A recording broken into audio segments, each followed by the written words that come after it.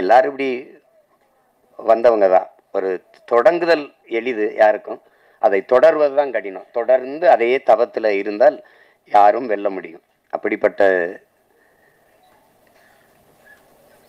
கலைஞர்கள் இங்கே நிறைய அப்படி வந்து வென்றிருக்காங்க.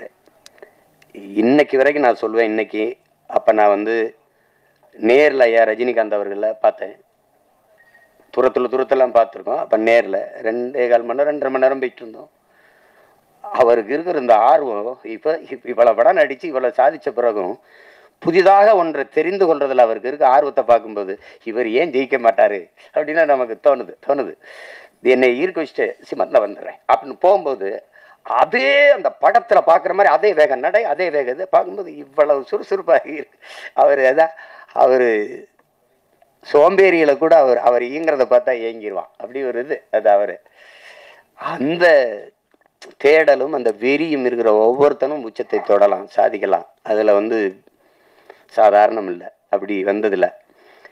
அதில் இவ்வளோ பேர் இந்த படைப்பில் பங்கேற்றிருக்காங்க. குறிப்பாக இதுக்கு பிதாமகனாக இருந்து பீசுமராக இருந்து வாழ்த்திட்டு இருக்கிறது எங்கள் அண்ணன் அதிகமான். அவர் இப்போ படம் இயக்கிட்டு இருக்காரு. என் தம்பி சுரேஷ் காமாட்சி தயாரிச்சிட்டு இருக்காரு. அது சிறந்த படைப்பாக வந்துக்கிட்டு இருக்கு. ரேவதி அக்கா அவங்க நடிச்சிட்டு இருக்காங்க. அதுவும் இது போல் ஒரு குடும்ப பாங்கான ஒரு படம் தான். படத்தை பார்க்கும்போது தாய்மையை அது சொல்லுது. எந்த குழந்தையும் நல்ல குழந்தை தான் மண்ணில் பிறக்கையிலே, பின்பு நல்லவராவதும் தீயவராவதும் அன்னை வளர்ப்பதில்லைன்னு இருக்குது. ஒரு குழந்தைக்கு முதல் ஆசிரியை அதனுடைய பெற்றோர்கள் தான், அதனுடைய தாய் தான். சொல்றான் பாருங்க ஒருத்தன், உலகத்தின் எல்லா செல்வங்களையும் ஒரு தட்டிலையும் தாயின் பேரன்பை ஒரு தட்டிலையும் வச்சா தாயின் பேரன்பு இருக்கிற தட்டு தான் தாழ்ந்து இருக்குன்றான். நீங்க எவ்வளவு உயரத்துக்கு வேணாலும் போங்க,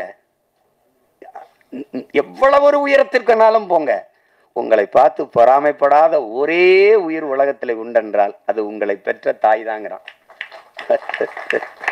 உங்க மனைவி விட இப்ப இப்ப 4 பேர் வந்து நம்மளை படம் எடுக்கும்போது பார்த்தா நமக்கு கொஞ்சம் அதிகமா தீதே அப்படி இருக்கும். அது பிரச்சனை அது. ஆனா தாய்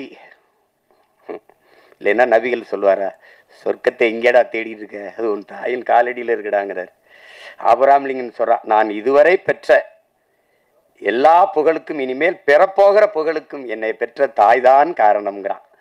அது ஒன்றும் சொல்றதுக்கு இல்லை. தாயின் பேரன்பின் கிணை விஸ்வாமித்திரர் அவர் சொல்றாரு. அத வால்மீகி சொல்றான், நீ வந்து ஆண்களின் எல்லா வெற்றிக்கும் காரணம் வந்து பெண்கள் தான்றான். அந்த பெண்கள் அந்த தாய்மையை போற்றாம ஒன்றும் இல்லை இங்கே. அதுதான் அதைதான் அந்த படம் வலியுறுத்துது. சுருக்கமா அதை வலியுறுத்துது. அந்த தாய்மையை தாங்கி நிற்கிற தகுதி அந்த கதாபாத்திரத்தை ஏற்றிருக்கிற நம்ம தேவயானி அவர்களுக்கு இருக்கு. ஐயா பாக்கியராஜ் அவர்கள் சொன்னது மாதிரி நிழற்குடையே, இந்த படத்தின் நிழற்குடையே அவங்க தான்.